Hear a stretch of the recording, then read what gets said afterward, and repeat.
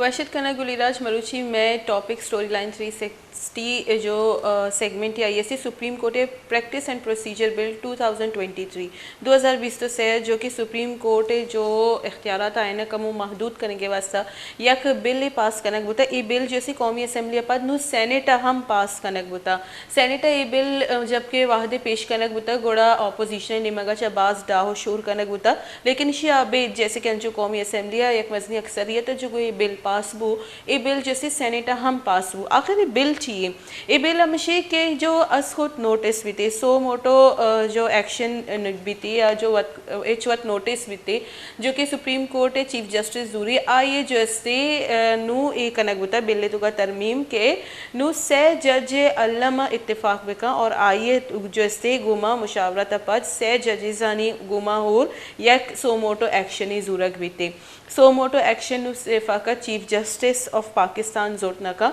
एक बेंच जोड़ कनक भी एक कमेटी जोड़ कनक भी चेप एम और जैसे एडा तायुन कनक भी कि कुजाम से जजेस जैसे सो मोटो एक्शन जोरत कना इसे सरा जैसे माँ गप कनी में गुमा हमारा मरुची स्टोरी लाइन 360 ज्वाइन करती सुप्रीम कोर्ट बार एसोसिएशन पीसरी के सदर अमानुल्लाह कंजरानी इसी अलावा मोशे के अस्कुट नोटिस से इलाफा अपील है हम हाकसी क्या चारदा रुचि नियामा गोशदार के वास्ता मुकर्रर कनक भी थी और जैसे देम फरीक वकील कने के हम हाकसी इसी अबीद के नु बुनियादी हुकूक के सरा के अस्कुट नोटिस जूरक भी आई वास्ता एक इशू सरा से जजेजानी इत्तेफाक कनगे सो मोटो जूरे के वास्ता जैसे अल्लमी करार दे बुता ये बिल मंचू गेंदे के आजम नजीर तारर वजीर कानून निमगा चका पेश कनक बुता और कायमा कमेटियाँ हम जम कनक बुता आई तो का कमो बाज जैसे अमेंडमेंट कमो चीज़ानी जैसे चेंजेस बारे गोशक बुता शेपदनु आ सेनेट अभी बिल पेश कनक बुता मैं कोशिश करी कि जी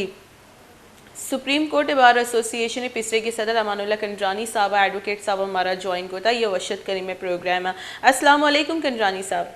वालेकुम सलाम। कंजरानी साहब बहुत बहुत शुक्रिया आपका कीमती वक्त देने के लिए। सर सबसे पहले आपसे जानना चाहूँगी कि ये बिल को आप कैसे देखते हैं जो कि प्रैक्टिस एंड प्रोसीजर बिल 2023 पेश किया गया है कौमी असम्बली के बाद अब ये सेनेट में भी पास हो गया है। जी बिल्कुल, ये कौम के लिए, मुल्क के लिए, वकला के लिए, तमाम जो लोग जिनकी अदालतों में मुकदमात होते हैं या जो मुतासरा फरीक है उनके लिए एक खुशाइन दिन है, एक अच्छा अमल है जो गवर्नमेंट ने बड़े अरसे के बाद उठाया है। ये हमारे सुप्रीम कोर्ट द्वार का खुद सदर रहा हूँ तो मैंने खुद अपने रेजोल्यूशन में अपने इजलासों में इस बात का मुतालबा किया था कि सुप्रीम कोर्ट के जो खुद पावर्स हैं उनको इस तरह खुदाई तरीके से इस्तेमाल न किया जाए, उसके ऊपर कोई न कोई कानूनी जो है परिष्कार बनाया जाए। और ये गुज़श्ता 10 साल से वकला का मुतालबा था। शुक्र है कि अब गवर्नमेंट ने इस बात को सुन लिया है और उसके तरीक़ेकार का तयन कर लिया है। सुप्रीम कोर्ट ये अपना तरीक़ेकार नहीं बना सकी थी, अभी तक कोई तरीक़ेकार नहीं था। एक फर्द वाहिद चीफ जस्टिस बेंचेस बनाता था और जिस केस को चाहता था यहाँ पे एक शराब की बोतल पर भी 100 फोटो नोटिस दिया गया तो कभी ये मकसद आइन का नहीं था।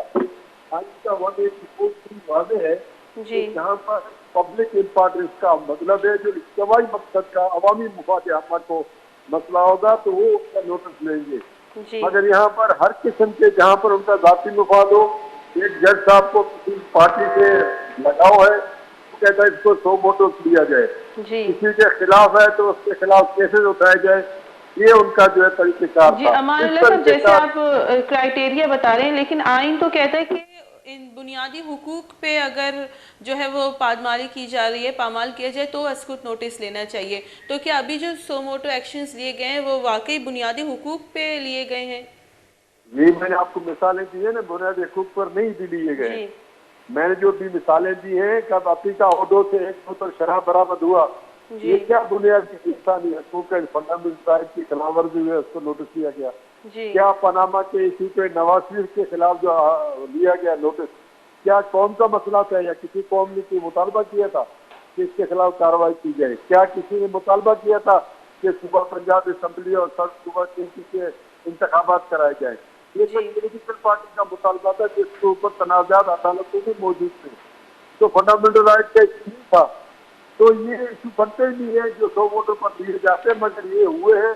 अब इसके तरीक़ेकार तायन कर दिया गया है तब इसके लिए जो है चीफ जस्टिस नहीं बल्कि जो सीनियर जो साथ बैठेंगे वो जो फैसला करेंगे, फिर उसका सो मोटो नोटिस दिया जाएगा और इसके खिलाफ अपील का भी हक दिया जाएगा। जी ये आइन और कानून की मंशा है। आर्टिकल 4, आर्टिकल 25, जी आर्टिकल 10, ये सबका मंशा यही है। हर एक को एक जो है सही तरीके का इसका अपना शफाफ मौका मिलना चाहिए अपने केस की तलाश का। बिल्कुल। कंडरानी साहब, तो ये जजेस 3 कौन होंगे, ये कौन तयन करेगा? क्या सीनियरिटी के बेसिस पे जो जजेस होंगे, और या क्या कमेटी बनाई जाएगी या बेंच बनाया जाएगा? किस तरह से ये 3 लोग तयन किए जाएंगे जो सो मोटो एक्शन ले सकते हैं? ये अभी जो नया कानून है उसमें लिख दिया गया कि चीफ जस्टिस के साथ जो सीनियर मोस्ट जजेस है, सीनियर मोस्ट तो पहले से तय है ना, जी वो अपने हिसाब से सुप्रीम कोर्ट का एक न्यायाधीश है। जी जो सीनियर मोस्ट होंगे वो बैठेंगे। इस वक्त जो बैठने वाले हैं जो सीनियर मोस्ट है, ये चीफ जस्टिस ममता बंदियाल साहब है, जस्टिस काजी साहिब ईसा साहब है, जस्टिस तारिक मंजूर साहब है। इस वक्त तो इस कानून की मंशा के मुताबिक ये 3 लोग बैठेंगे। इसके जी बाद जो जो यूनाइटेड के मुताबिक होगा वो इस पर क्या करेंगे वो कर सकते हैं। जी।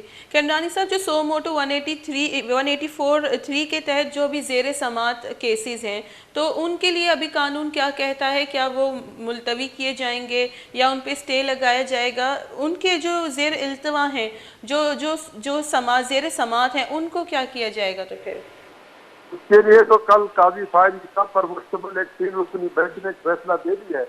उसमें से एक जज ने इख्तिलाफ किया, 2 की अक्सरियत ने फैसला कर दिया है कि जब तक कोई कानून नहीं बनता है उस वक्त तक 184(3) की दरखास्तें या कोई केस जो है वो नहीं सुना जाएगा, और अगर जो चला रहे केस उनको मुलतवी किया जाए। वो आर्टिकल हो गया है और वो ऑर्डर जो है अब बाइंडिंग है। आर्टिकल 189 है कॉन्स्टिट्यूशन का, हर एक के ऊपर बाइंडिंग है, तो इसकी खिलाफ वर्जी नहीं हो सकती। अब ये केसेस नहीं चल सकते जब तक कानून नहीं बनता है। जी। और कंडरानी साहब, हम देखते हैं कि तहरीक इंसाफ की जानिब से बहुत इस बिल पर तनकीद किया जा रहा है, तो उनके अगर वो इस वक्त होते अपोजिशन में, तो क्या ये बिल पास हो सकता था या ये बिल रोका जा सकता था? और इस वक्त क्या हमारे मुल्क में इस बिल की कितनी नीड थी? नीड इसलिए थी कि एक फ्रस्ट्रेशन था। आपने कराची में देखा होगा नेस्ले टावर टूटा, हजारों लोग उसमें बेघर हुए, मगर उनके पास कोई रेमेडी नहीं था क्योंकि ये अमल वो सुप्रीम कोर्ट करा रहा था। जबकि बुनियादी तौर पर अदालतें जो है सिविल जज से शुरू होती हैं या मजिस्ट्रेट से शुरू होती हैं, फिर सेशन जज या डिस्ट्रिक्ट जज की बारी आती है, फिर हाई कोर्ट होता है, फिर सुप्रीम कोर्ट होता है। चौथा टीयर है हमारे जुडिशल सिस्टम के अंदर सुप्रीम कोर्ट, आखिरी टीयर है। वो आखिरी टीयर जो फैसला करेगा तो इसके बाद तो खुदा रह जाता है। खुदा के पास तो क़यामत के दिन जाना है हमने। इस दुनिया में कौन सा फोरम है किसी को इंसाफ देगा? इसलिए सुप्रीम कोर्ट के अंदर जो फैसला हो उसका यकीनन कोई ना कोई अपील का रास्ता होना चाहिए था। ये इंसानी जरूरत है, कानूनी जरूरत है, इंसाफ का तकाजा है, और ये सही तरीके से अभी उन्होंने कैटर कर दिया है और उसका रास्ता दे दिया है। अगर सुप्रीम कोर्ट अब खुद पहली मरतबा कोई फैसला करेगी तो उसके खिलाफ एक अपील का हक दिया गया है मुतासरा फरीक को। ये सारी चीजें हैं। इस तरह अगर नहीं होता तो लोग यहाँ पर पागल हो जाते हैं या सर पर टक्करे मारते हैं दीवार से, और जैसे अभी हो रहा है। अब कई लोग हैं जिनको डिस्क्वालीफाई कर दिया गया है फॉर एवर, लाइफ टाइम के लिए। अब उनकी अपील सुनने के लिए कोई तैयार नहीं, अपील उनका प्रोविजन ही नहीं है। इस तरह और भी मामला हैं जो हुए सुप्रीम कोर्ट से, अगर उनको दुरुस्त नहीं किया गया तो लोगों के अंदर एक फ्रस्ट्रेशन होगा, परेशानी होगी, उनके बुनियादी हक मुतासर होंगे। उनको बुनियादी हक ये है, आर्टिकल 9A जो है वो बुनियादी हक है जी। ये आप उसको साफ शफाफ जो है ट्रायल का मौका देंगे, वो तो उनको मौका नहीं मिल रहा है। इसका मतलब बुनियादी हक के खिलाफवर्जी हो रही है। इस्लाम वाला जब खिलाफवर्जी होगी तो आर्टिकल 184(3) के तहत जो हक दिया गया है वो उनका हक उनको मिल जाएगा। जी। कंडरानी साहब, हम देखते हैं कि इस बिल पर तनकीद भी बहुत की जा रही है, तो हम चाह रहे कि उन सिनेरियो पे भी बात की जाए ताकि चीज़ें क्लियर हो। इस तरह से कहा जा रहा है कि ये बिल जो है सुप्रीम कोर्ट पर हमला है और अदलिया पे प्रेशर क्रिएट करने के लिए जो है इस तरह के बिल पास किए जा रहे हैं। तो ये किस उसमें जो है पैरामीटर में ये सुप्रीम कोर्ट को जो है उसको प्रेशराइज करने की कोशिश की जा रही है? इस बात में आप कितना समझते हैं कि सदाकत है, या इस बात से वाकई अदलिया में इस बिल से अदलिया पर असर पड़ेगा? मैं तो समझता हूँ ये अदलिया के ऊपर हमला नहीं है बल्कि अदलिया की मुआवनत है। इससे पहले जो अदलिया के खिलाफ आपने देखा कराची में जुलूस निकलते रहे, बाकायदा जुलूस निकलते रहे अदलिया के खिलाफ।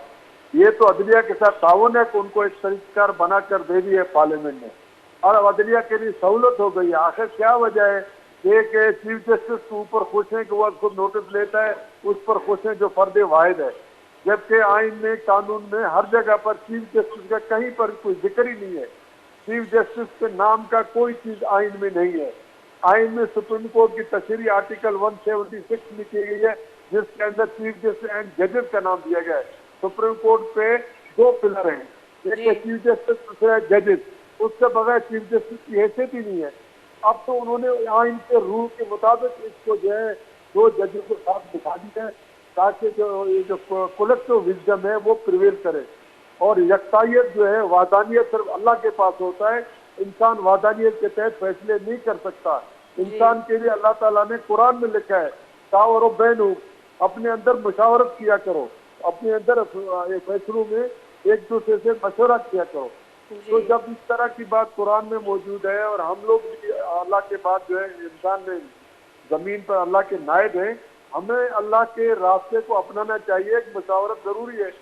दो सीनियर जज कोई बाहर से नहीं आए, ये अब पार्लियामेंट ने अपनी तरफ से नामजद नहीं किए, वो ऑलरेडी जो सीनियरिटी लिस्ट के अंदर मौजूद है, वही लोग मशवरा देंगे। आज काजी फारिद साहब, इसके बाद एजाज रोशन साहब की बारी आएगी, इसके बाद किसी और की बारी भी वहाँ आ सकती है जो मशवरा देगा।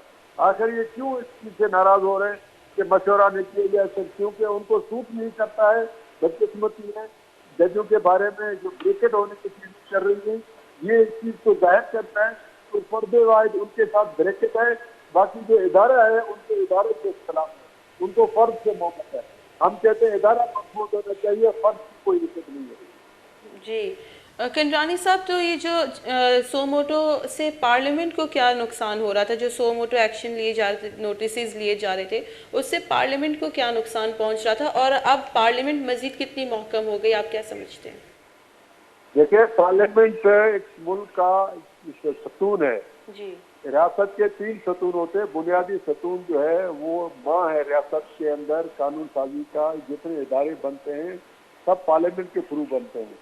तो उस रियासत के बुनियादी सतून के अंदर ये परेशानी पैदा हो रही है। अवाम के जो मसाइल हैं, मामलात हैं, जो अवामी नुमाइंदे अवाम के मसाइल को सुनकर मुंतखब होकर आते हैं, अवाम से वायदे करके आते हैं, अवाम के मसाइल पर उनका अदराक करना, उसका अजाला करना उनकी जिम्मेदारी भी शामिल है। उनको जब महसूस हुआ इसके नतीजे में फ्रस्ट्रेशन पैदा हो रहा है, लोगों को, मुतासरा फरीक को कोई हक नहीं मिल रहा है, उन्होंने उसकी दादरसी के लिए अपील का हक दिया।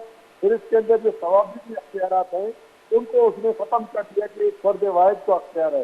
हालांकि वो अख्तियार लिखा हुआ नहीं है, वो अख्तियार जो इस्तेमाल हो रहा था वो आइन से मुतसादम था।